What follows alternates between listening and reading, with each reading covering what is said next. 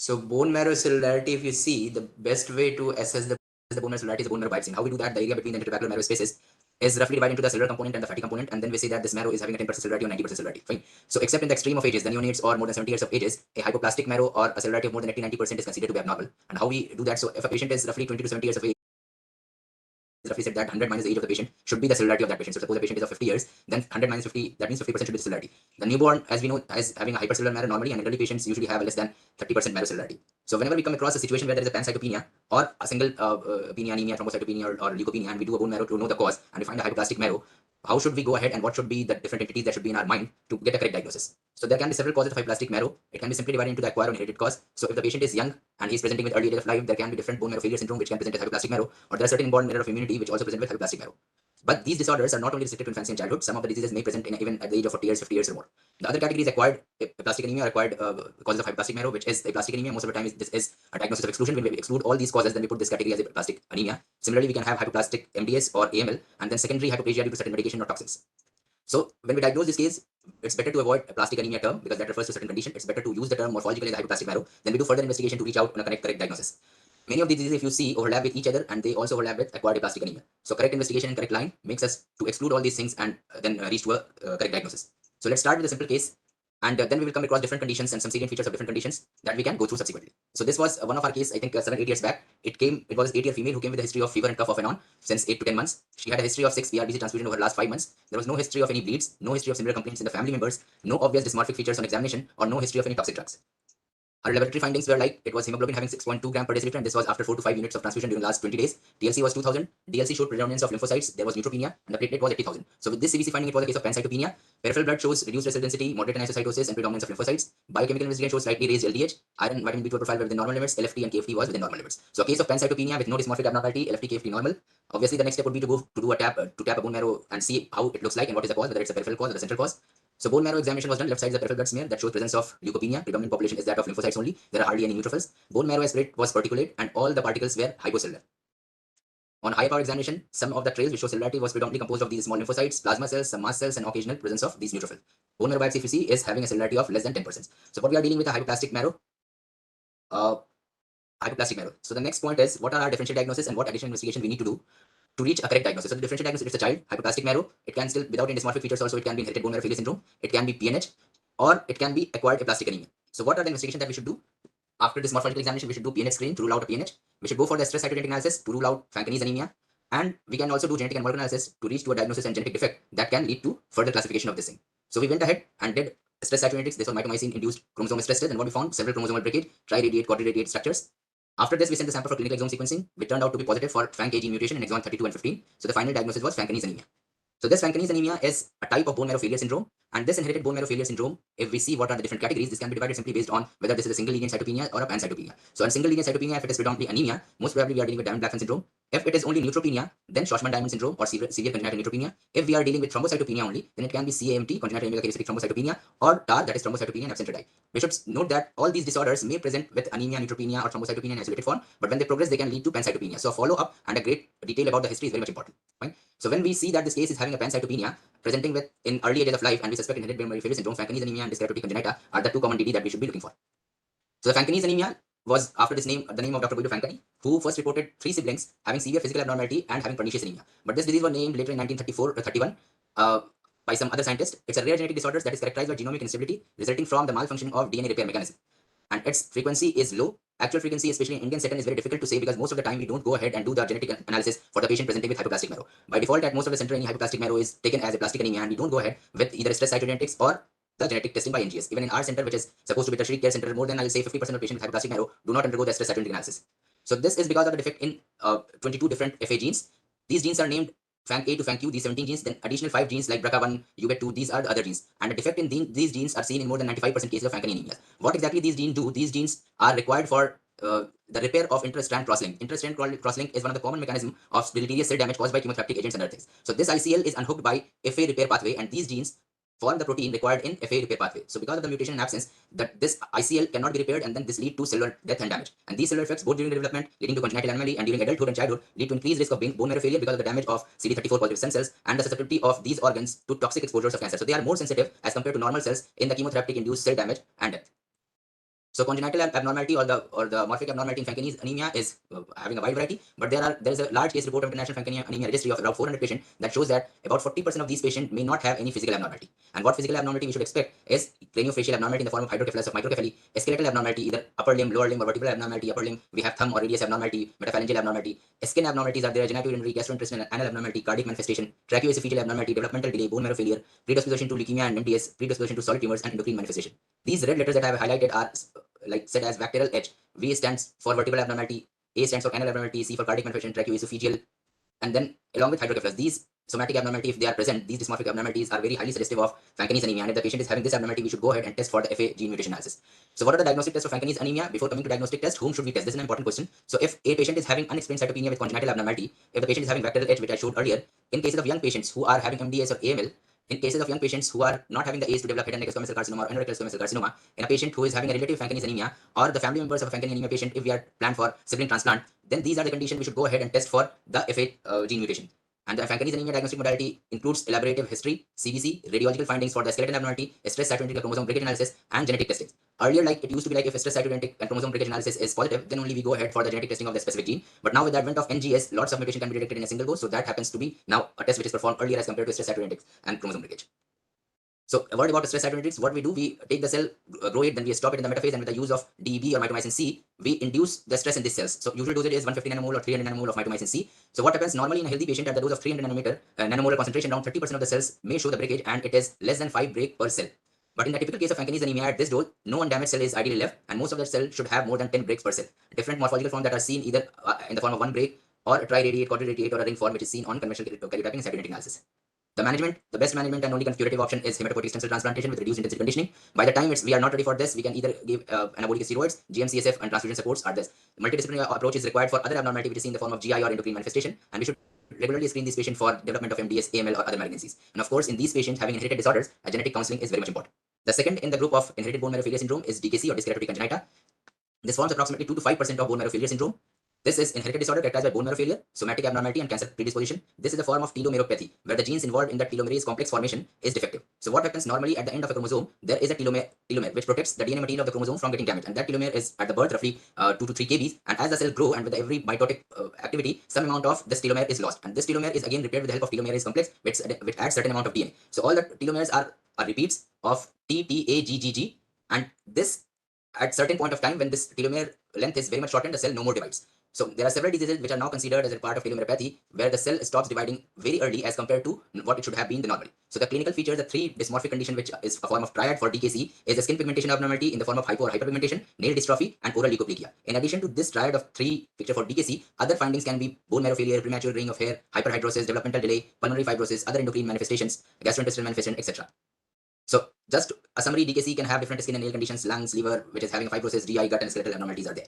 So the diagnosis of DKC is made by detailed clinical history and a very good physical examination to find all the three things that I said to be one of the diagnostic markers for the DKC, along with radiological scan for the bony abnormality, CBC, and bone marrow, and finally the telomere dysfunction assay. This telomere dysfunction assay can be done either with the help of terminal restriction fragment. This is based on the principle that normal DNA have got several restriction sites, while the telomeres do not have the restriction sites, so they are not digested by the enzymes and can be seen as a large fragments. The qPCR, Estella, flowfish, and sequencing method. Out of all these techniques, flowfish are gaining nowadays more and more interest because it's relatively easy to perform. This is based on the fact that they employ peptide nucleic acid probes, PNA. So this PNA, if you see, has a sequence of CCC-TAA. If you reverse this, A binds to T, A binds to T, T binds to A, G, G, G. So the sequence which I told, which is present in the telomeres, if you remember 2 minutes back, I told you it's T, T, A, G, G, G. So this is the sequence, and these probes are complementary to those sequence. So first we hybridize this, and this probe is labeled with fluorescein fluorophore. So this goes and binds to telomere, and then with the help of fluorescein fluorophore, we see the intensity in a fixed channel, and more the amount of this binding occurs, more will be the median fluorescence intensity. So a normal cell will have a median fluorescence intensity over here, telomeropathies will have something over here. So by this is roughly a technique of 18 to 22 hours and can be easily done with the labs who are routinely doing flow cytometry with some technical advancements. Coming to Shortman-Diamond syndrome, this is again a rare inherited disorder characterized by neutropenia. As I said earlier also, all the isolated cytopenias, neutropenia, anemia, thrombocytopenia, and then IBMF can present later on with the complete pancytopenia and bone marrow failure. Another important point feature of this disease is having exocrine pancreatic dysfunction along with the skeletal abnormality. So radiological examination may say fatty infiltration in the pancreas, dystrophic changes in the metaphyseal area, and other things. This disease is usually present in infancy, and this is the third in frequency of IBMF after Fanconi anemia and dyskeratotic congenita. Patients are at increased risk of leukemic transformation as in other IBMFs.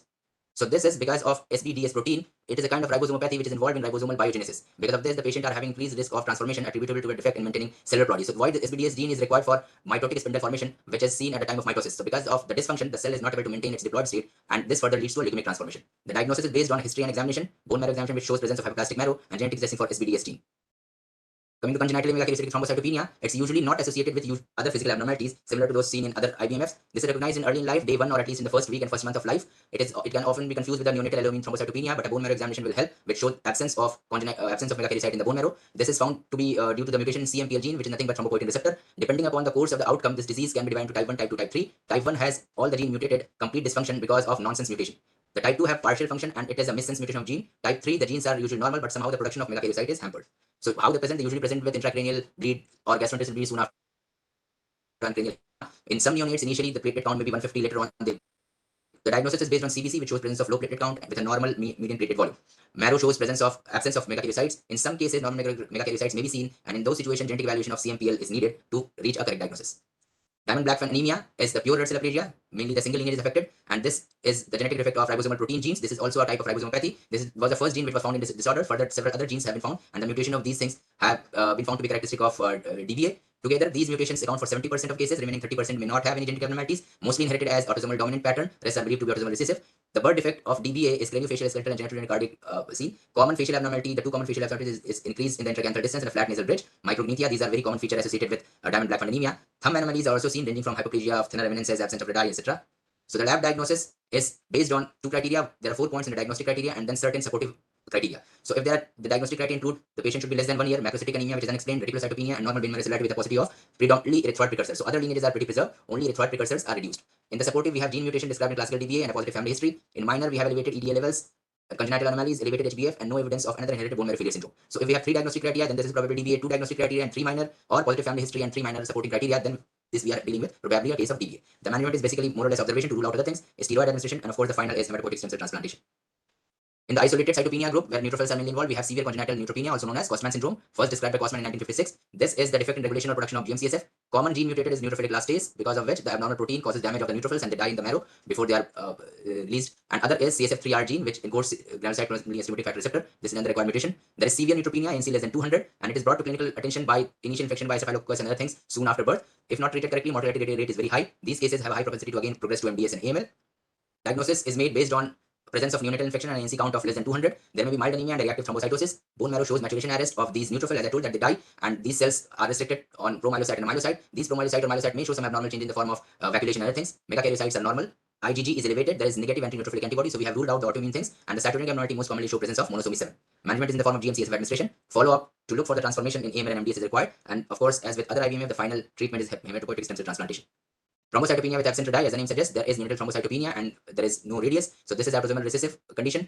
It's due to mutation in TGF-beta2 gene or the lack of expression of CD105. This CD105 is required for TGF-beta1 and beta-3 interactions. So this is characterized by defect in megakaryocytic proliferation, differentiation, and ability to form proplatelets. This is autosomal recessive, as told. The patient usually presents with severe thrombocytopenia and skeletal defect, which is in the form of aplasia of radii bilateral. And unlike Fanconi's anemia, thumbs are present. In Fanconi anemia, thumbs and there is thumb abnormality along with radius abnormality, which may or may not be there. But in this condition, only radius abnormality is there and thumbs are present. Other anomalies like lower extremity and short stature, cardiac, and facial anomaly may be there. So the diagnosis of TAR is based on thrombocytopenia in very early phases of life, day 1 to the first week of life. There may be some leukocytosis, which may precede thrombocytopenia. Bone marrow shows normal erythropoiesis and may show compensatory erythropoiesis because of the bleeding that occurs owing to this low platelet count. And bleeding is the most frequent during first 1 or 2 years of life, with no increase in mortality due to intracranial hemorrhage. So if it's a suspected case of IBMF, this is how the flowchart goes. We have to look whether this is single cytopenia or pancytopenia. If it is single cytopenia, which lineage is affected? If it's anemia, mutation testing for DBA, diamond blackfan anemia to be done. If it is neutropenia, we should look for exocrine pancreatic dysfunction, as Shortman-Diamond syndrome is associated with this exocrine dysfunction. If it's not, consider severe congenital neutropenia. If only the platelets are affected and we are having only thrombocytopenia, we can see the physical examination of limbs. If there is bilateral absence of radii with normal thumbs, mutation testing for TR can be done, and this case may be labeled as thrombocytopenia with abnormal radii. If this is not the case, then mutation testing for CMT and CMPL receptors is to be done to label this case as CMT. On the other hand, if we have pancytopenia with hypocellular marrow, we perform stress cytogenetic analysis. If it is normal or equivocal, mutation testing for other things, DKC, FA, and SPGDS, other mosaicism is to be done. If it is abnormal, then most likely this is the case of Fanconi's anemia, and we go ahead with the testing of FA genes to know which of the genes are affected. Coming to case 2, this is 11-year female with a history of fever off and on, similar history almost, but the age is different, and there is history of similar transfusion, no history of drugs, no history of similar complaint in any of the family members. When we did physical examination, so this is the case, this was one of the cases, we see there is facial dysmorphism and dysmorphism of this thumb, hypothermia is lost. So definitely we are having some somatic changes in this patient. This photograph is just taken from internet to show presence of fused lower pole of kidney, making this a U-shaped kidney, hyperpigmented patches on the trunk. These things are also seen very commonly with Fanconi's anemia and different kind of skeletal defect that can be seen, absent of a dye, metaphalangeal, absence of thumbs, and etc. So this case had pancytopenia, as in similar case, only lymphocytes were visible, hypoplastic marrow. So the case is similar to that of the first case, but the first case did not have any dysmorphic features, but this patient was having dysmorphic features. So this was really more suggestive of Fanconi anemia as compared to the first case, where we relied on the stress cytogenetics and mutation testing for the diagnosis. So this case was the diagnosis in this case is mostly inherited bone marrow failure syndrome, and showed deletion of exon 15 of FANC A gene, and the final diagnosis of Fanconi anemia was given. So case 3, 66-year-old male with history of well-controlled rheumatoid arthritis. This patient was having disease-modifying rheumatoid arthritis drugs, evaluated for persistent thrombocyte neutropenia. So this patient was having persistent neutropenia for 3-4 months. It was evaluated in department of immunology, sent to us for further evaluation and bone marrow examination. So the CBC findings showed preserved platelet count with mild anemia and this leukopenia.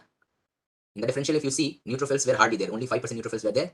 Immunology workup was all negative. So we did peripheral blood examination, showed presence of predominant lymphocytes, and if you see, these all lymphocytes are having abundant cytoplasm with presence of large granules. So there were like 80 to 90% of these kind of cells. So we suspected this case to be, anyways, so that will come later. So this was the status of bone marrow aspiration and biopsy, all hypoplastic with presence of absence of megakaryocytes, relative reduction of megakaryocytes and the myeloid series cells. So when we did flow cytometry of the peripheral blood, what we found were all these cells were CD3 positive. There were hardly any 19 positive cells over there. And out of these cells, if you see 5 versus 3 plot, there is a huge chunk of population over here, which has a reduction in CD5. These were our normal population, and these were some suspicious population with reduction of CD5. In the next plot, these cells were nicely positive for CD57, while being negative for 94, 16, 56, etc. So abnormal population of T cells with slight reduction in with reduced intensity CD5 staining, positive for homogeneous expression of CD57, suspect us to say that this case is having proliferation of large granular lymphocytes. Whether this is a leukemia or reactive expansion of TLGLs were little bit in suspicion, because CD7 was pretty maintained, only the CD5 abnormality was there. So just to cross check this, we sent this sample for TCR reanimated study, and we found a clonal TCRB in this case. So this was a case of LGL, large granulocytic leukemia, which presented with hypoplastic marrow. So this shows like large granular lymphocytes proliferation is associated with many of these diseases due to different cytokines that they release and activation of the STAT3 pathway, which leads to cytotoxic suppression and destruction of the hematopoietic stem cells, leading to aplastic anemia and PNH, etc. Case 4, this was 38-year male patient with a recent history of weakness and fatigue. He had mild hepatosplenomegaly. What we saw was TLC 1300, platelet pretty much preserved, and hemoglobin was also preserved. Peripheral blood was showing leukopenia, but there were some suspicious cells in the marrow, in the peripheral blood. Similarly, bone marrow aspiration was a dry tap. Imprint smears at one place show presence of some of the abnormal cells. If you can appreciate, these are the cells which look really blastic. When we did bone marrow biopsy, the bone marrow biopsy was mostly hypoplastic with patchy infiltration by these atypical cells. So on flow cytometry, these cells, the sample could be, this was the second time marrow aspiration for the flow cytometry, which showed presence of these large population of blasts, positive for HLA-DR 117, 34, 33, and other myeloid markers. So this was a case of hypoplastic AML. Another 56-year female with a recent history of weakness, fatigue, weight loss, recurrent PRBC transfusions, no organomegaly, no history of bleeding. This was pancytopenia, peripheral blood, cytopenic presence of lymphocytes, and what we found in the bone marrow aspiration is the dysplastic megakaryocytes, hypolobated forms, and similar was a finding in the bone marrow biopsy. So if you see, most of these megakaryocytes are not showing the normal nuclear lobes. These are despotic form with hypolobated nucleus. Case 5, this is 28-year-old male, known case of BNL on BFM95 protocol. Post-induction, bone marrow was sent for the response assessment and MRD evaluation. What we found, it was a particulate marrow. Most of the particle was hypoplastic. So in the biopsy also, the cellularity was even less than 5%, majority endothelial cells, lymphocytes, etc. So this was the case which was post-chemotherapeutic induced iatrogenic hypoplastic marrow. So there are several number of drugs and other things that lead to hypoplastic marrow. These are non-steroidal analgesics, anticonvulsant, chemotherapeutic agent, antithyroids. Long usage of all these things may also lead to hypoplasia. So we should keep in mind any kind of drug history in this. Sixth case, 25-year-old male, generalized weakness, abdominal pain, and hematuria. So hematuria and abdominal pain is one of the common plain and remarkable complaint in this case. We had a history of blood transfusion. On examination, hepatosplenomegaly, PBS show pancytopenia, bone marrow aspiration, biopsy was hypoplastic. So the next investigation that we do in these kind of cases, or almost every case of hypoplastic marrow nowadays, is to do a flow cytometry screening for the presence of PNH low. So we do it by the leukocyte screening, and with the help of certain antibodies like FLAIR and 157, we say for the presence or absence of GPI anchor. So all those cells which are positive over here are the normal cells, and all those cells which are negative for FLAIR and 157 are the cells which are having GPI deficiency. So this case, we found a large clone of GPI deficient cells. Similar was the case with the RBCs. If you see, type 3 RBCs was 70% of the total RBC, which we gave with the help of CD235. So this was a case of PNH, which presented with hypoplastic anemia, and 6 months later, this patient also had portal vein thrombosis. So in many situations, if we see hypoplastic marrow and there is preponderance of erythroid series cells, this is one of the soft morphological clues that there is something, some hemolysis or other thing going on, which is leading to reactive increase in erythroid precursors. So if we tap, suppose 100 bone marrow aspiratant, which is hypoplastic, and we see what number of cases are having hypoplastic marrow with erythroid preponderance, majority of cases which have a PNH good going clone will have hypoplastic marrow with increased RBC or predominant population of RBCs. Otherwise, usually the hypoplastic marrow have predominance of lymphocytes, plasma cells, and histiocytes. So this is one of the soft morphological clue when we get a high PNH clone. So in PNH, there is dual mechanism of increase in the GPI deficient cell. First, GPI has got loss of GPI has got a selective role because T cell mediated autoimmune attack. If it is against the GPI, then these cells are rescued, so they increase in number. While the others, while in normal hematopoietic cells which are having normal GPI are lost, and this case goes to plastic anemia. So leaving everything apart, when we do PNH screening, cytogenetic stress analysis, genetic analysis, and we rule out other secondary causes and the neoplastic causes, whatever is left, then we say these cases as idiopathic aplastic anemia. So labeling the case on the first go as a plastic anemia is probably not a good mechanism. We should label this case as hypoplastic anemia, and then we should take in great detail the history, the examination history about the drugs that the patient has been for. We check this patient for the presence of PNH. We do a stress cytogenetic analysis and the gene mutation analysis to label this case differently in different categories, and only after that, when we have done all these things, then we label that case as idiopathic aplastic anemia. So almost this is the diagnosis of exclusion.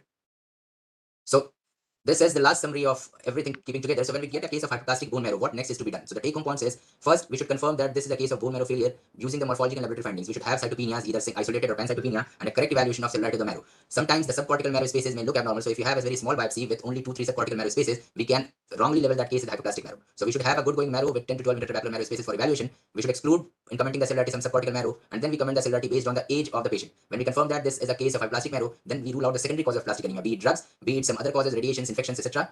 After that, we address the bone marrow replacement disorders. Replacement disorders meaning thereby any cases which is leukemia or any metastasis or other thing which is leading to these things and some overt malignancy. After that, if it's a kid, mostly we should rule out the constitutional bone marrow failure syndrome, and what we should do the first, we should do a stress cytogenetic analysis, or if there are certain strict morphological features which are suggestive of some disease, we can go ahead and do the NGS panel for this different gene mutation. We should take care that many genes may not be covered in the panel. So the panel that we should test must include all the necessary or the identified genes that mark these diseases. And after doing all these things, then we consider this case as idiopathic acquired aplastic anemia, and then we do PNH evaluation and other things. So with this, I thank you so much for bearing with me, and we can take some questions and have discussions later on. There are two questions. Hello. Hello. There are two questions, Dr. Khalid. One is, can we label any marrow hypoplastic in old age, around 60 to 70 years, or hypocellular marrow should be used? So the question I think is, can we label hypoplastic marrow at the age of 60 to 70? As I told, also usually after 70 years, the cellularity is less than 30% only. So if we are not having any clinical thing for which we have to label it as, it's better not to say it to be a plastic anemia or hypoplastic marrow, because inherently these are having less cellularity as the age is more than 70 years. So if megakaryocytes, we see like megakaryocytes are one of the very good features to comment on the hypoplasia. So every intertrabecular spaces, even if it's having 20% cellularity, we are seeing all neutrophils, all the lineage we are seeing, then we should consider it relatively normal.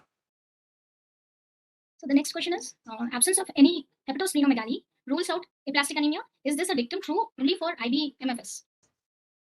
Absence of any hepatosplenomegaly rule out, is this dictum true for? True only for IBMFS. So usually in aplastic anemia, idiopathic and IBMFS, we don't see any hepatosplenomegaly. We may see dysmorphic thing, but hepatosplenomegaly is usually not there. If it's there, we should rule out some other causes. Then another question, when to consider pediatric MDS? So when to consider pediatric MDS? So it's a difficult question, when to consider pediatric MDS.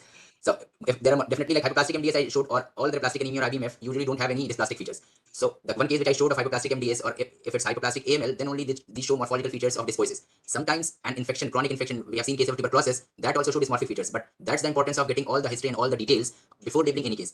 Right, even some cases of tuberculosis, we have seen presence of ring cereblast more than 30-40%. After starting the treatment and re-evaluation, all these things came down.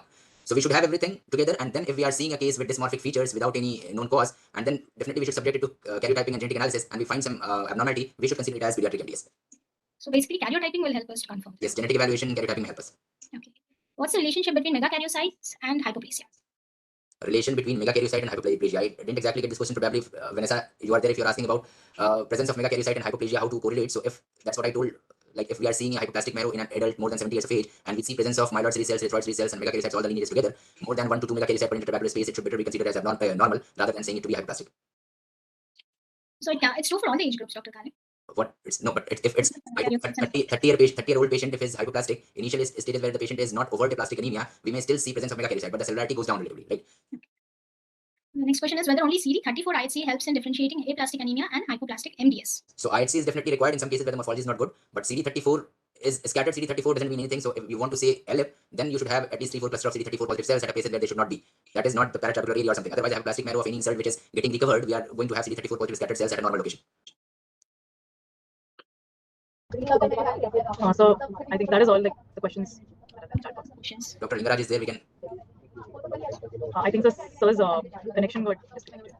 It's not to be seen.